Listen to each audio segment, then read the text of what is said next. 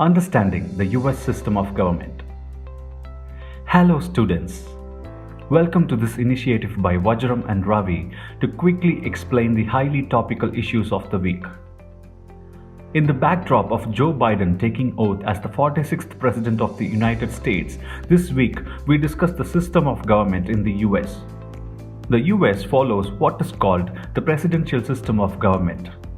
The presidential system of government is one where the executive is constitutionally independent of the legislature and is not responsible to it. In the US system of government, the US president is elected by the people. He is both the head of the state as well as the head of the government. All the executive powers are vested in the hands of the president. The legislature, called the US Congress, makes laws. The members of both its houses are elected by the people. Essential features of the presidential system of government. This system of government is based on separation of powers between the three branches.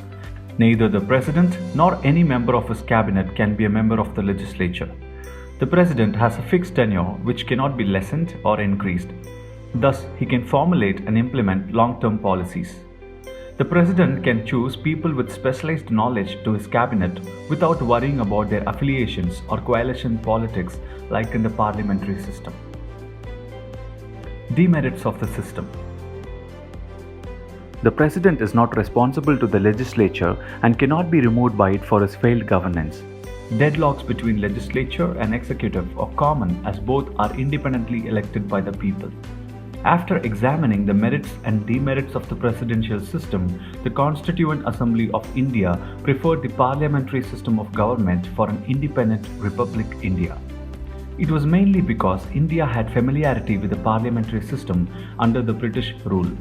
Besides, they felt that the parliamentary system gave greater scope for representation in government to various regions and people.